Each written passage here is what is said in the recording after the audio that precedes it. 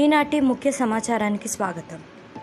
మన రాష్ట్రంలో కొన్ని ప్రాంతాలని రెడ్ జోన్గా ప్రకటించడం జరిగింది. సీఎం భేటీ కట్టుదిట్టం చేసిన లాక్డౌన్. ప్రతి ఇంటికి 3 మాస్కులు పంపుతానన్న జగన్.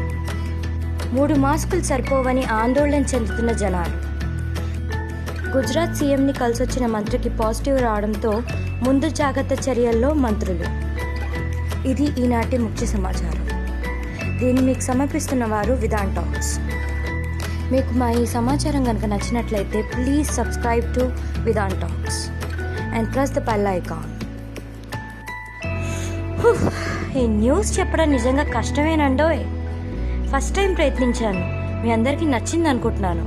యాక్చువల్లీ ఇప్పుడు ఈ న్యూస్ పాయింట్ ఎందుకు వచ్చింది అనుకుంటున్నారా?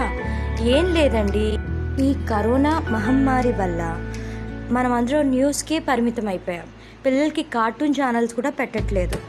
యూట్యూబ్ మాటలో కూడా న్యూస్ ఛానల్సే రన్ అవుతున్నాయి. సో ఇది కూడా ఒక అందుకు మంచిదేనండోయ్. ఎందుకు అంటున్నారా? పిల్లలకి జర్నలిజం అనే సబ్జెక్ట్ మీద ఒక అవగాహన కలుగుతుంది. సో ఇప్పుడు మనం జర్నలిజాన్నే రోల్ ప్లేగా తీసుకుందాం. ఇప్పుడు మీరు చేయాల్సింది ఏం లేదండి, న్యూస్ ఛానల్స్ పెట్టి కరెంట్ సిచ్యువేషన్ని పిల్లలకి అర్థమయ్యేలాగా చెప్పి వాళ్ళని న్యూస్ చదవమనండి, చెప్పమనండి.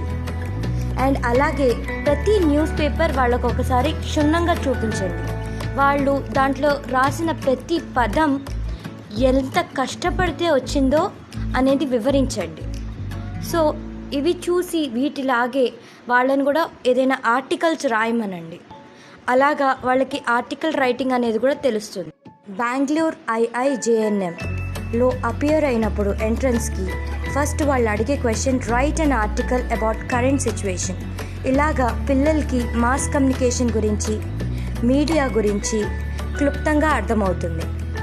ఒక వార్త సేకరించడం ఎంత కష్టమో అనేది ఒక జర్నలిస్ట్కే తెలుసండి. ఆ జర్నలిస్ట్ పడే కష్టం, దాని ప్రతిఫలం ఎలా ఉంటుంది అనేది మీ పిల్లలు బాగా తెలుసుకోగలుగుతారు. ఇఫ్ మీకు ఈ యాక్టివిటీ కనుక నచ్చినట్లయితే please like, share, subscribe to my channel. And ఇంకేదైనా చూడదలుచుకుంటే ప్లీజ్ కామెంట్ చేసి చెప్పండి. Thanks for watching my channel. Stay home, stay safe.